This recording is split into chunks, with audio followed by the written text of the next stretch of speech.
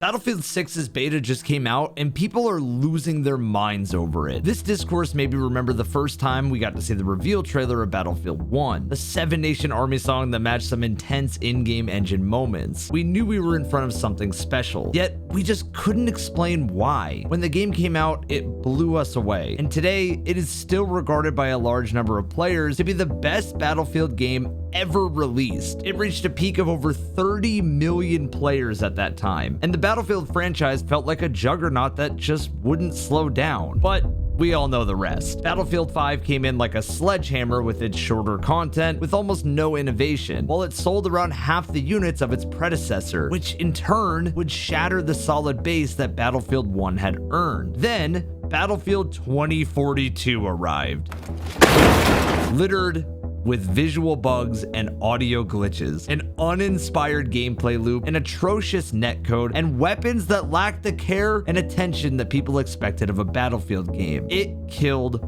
all of the excitement for the franchise. After this debacle, content creators and gamers alike just revisited Battlefield 1 and then had those shower thoughts to themselves of how did we get to this point? And in my opinion, this has been Battlefield's biggest hurdle in the past few years. The players' desire to recapture their feelings towards this franchise with something as great, poignant, and fun as Battlefield 1, while DICE aimed beyond their legacy of Battlefield 1 and Battlefield 3 in hopes of reviving Battlefield's sense of distinctiveness in scale, spectacle, and content. Well, Battlefield 6's beta is a great start. It boasts innovation, it has different modes, a satisfying gameplay loop, a terrific gun feel, and a sense of scope that's been missing for a few years. These factors have instilled hope in the community for the release of the game in October. Considering the franchise's last few entries, it's hard to believe that a new Battlefield game would generate this level of hype. But that's what happens when a talented group of developers understand their mistakes and focus on the success while making key adjustments. From game journalists to old fans of the franchise to FPS enjoyers to hardcore Battlefield 1 gamers, people just can't stop talking about Battlefield 6. And the consensus right now is this: Battlefield 6 is just plain old-fashioned fun. Dude, I don't know how the fuck I'm alive, but I'm going fucking... Oh no! Here's a question for you. What makes Battlefield so fun and unique? Some say it's the destruction. Others say it's the spectacle. Some say it's the class system. Others say it's the care poured into the warfare aspect of it. I believe it's all of those combined and the goddamn sound design.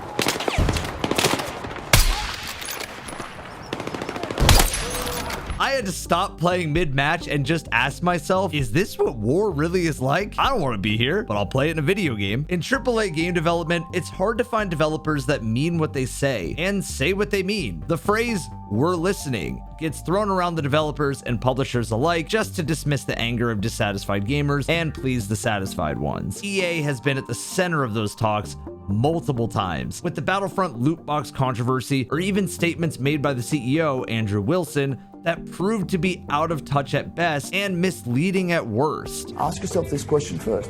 Is this good for the player? Is this good for the player? Is this good for the player? Is this good for the player? Is this good for the player? Is this good for the player? Is this good for the player? Is this good for the player? No.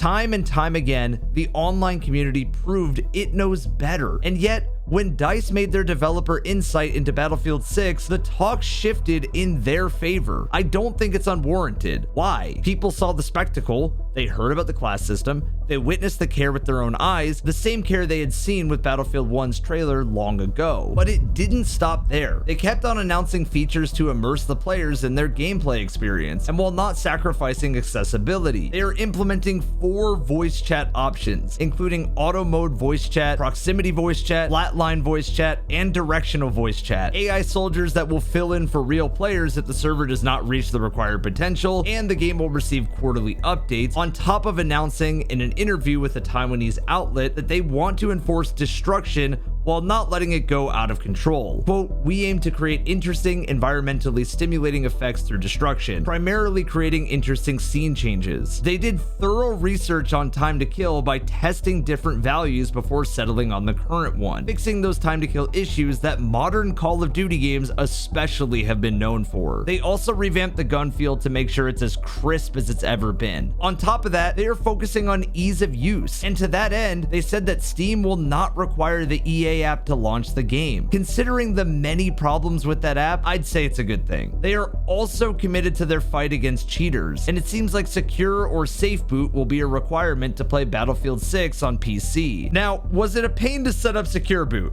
Yes, but at the end of the day, it's stopping a lot of cheaters. And as of August 9th, EA has announced that Battlefield's anti-cheat, Javelin, has prevented 330,000 attempts at cheating. The core of Battlefield 6 has been about returning the franchise to what makes it unique and fun. So to do so, the developers had to tackle 3 different philosophies that inform one another, leaving some things behind, moving the franchise into exciting familiar territory, and fostering a community. The first one was to make Battlefield just feel like Battlefield again. So they had to leave some aspects behind while reintroducing some staples. In the developer insight and in interviews, they addressed the previous game, 2042's, lack of content by giving an exhaustive list of features, like the class system, the individual perks, and identities to those classes that they have. They talked about the maps. They talked about the different types of warfare one might expect on each of them, and how their combat zones are customized depending on the map. There's new equipment and catered environmental destruction. Next, they proved that with this beta, the type of rush development that gave us 2042's unplayable beta state is a thing of the past. There's a couple visual bugs and some small bugs here and there, but those are very easily sorted and they're not distracting at all. They are also giving us some mechanics from older games like Hardline by allowing players to grab health off of other players and removing spawn beacons from the Recon class and giving it to the Assault class, making it a team play tool and no longer an individual tool, which will incite more CQC combat and less camping by the snipers. The third thing they wanted to do was foster a strong community by letting players choose which classic maps they want to see back in Battlefield 6, but also allowing the community to vote for classic builds. And while they spent a long time on the time to kill research, they said that they will listen to the community feedback to ensure the best possible experience. That care that the community reacted to can be seen with the trailer as well. Despite Battlefield having a significantly small player count than Call of Duty, 1 hour after release, the Battlefield 6 trailer managed to gather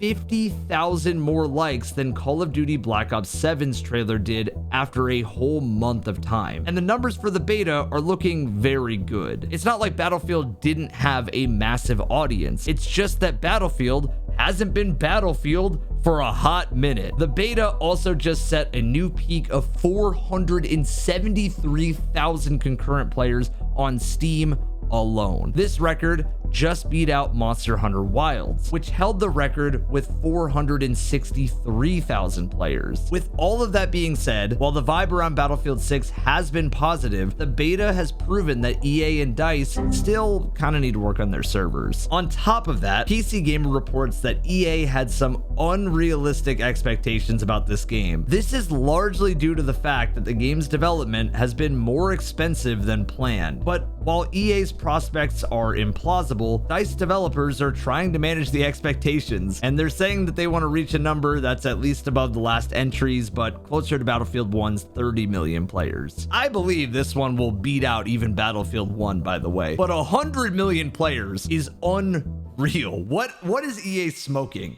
Because of EA, it does seem like a lot of players out there are almost waiting for the other shoe to drop. However, as many players have pointed to this still being an EA game as an excuse to be skeptical over Battlefield 6. But I want to assure everyone that if EA's goal is to reach 100 million players, they'll do everything possible to make as many player-focused decisions as possible. If you make a game that people want to play, people will play the game and spend their money on it. One of those player-focused decisions is making a player-driven sandbox with the new Forge mode coming to Battlefield 6. As a Bungie fan, Forge has always been one of the cornerstones of Halo, a simplified game-making tool put in the hands of the player for them to unleash their passion for the game and foster their creativity. It's a natural evolution from gaming. So it's no secret that while game development is not easy, it's also undeniable that the gaming community has always harbored some insane levels of creativity. The players' creations in Mario Maker are astounding. Black Ops 3 Zombies has gotten so big that there's tournaments being held for a $20,000 prize. Halo's Forge set the bar for what we should expect out of a Forge mode, and other sandbox games have always managed to amaze me. So when DICE announced the reprisal of the Portal mode initially created from Battlefield 2042, my mind just kind of wondered at the possibilities. However, it's not easy to make a beloved Forge mode. It needs some key features: an interesting and comprehensive UI, a proper use of the performance of your machine. It needs scripting at this point in today's age. It needs a level editor that lets you explore and tweak it, and of course,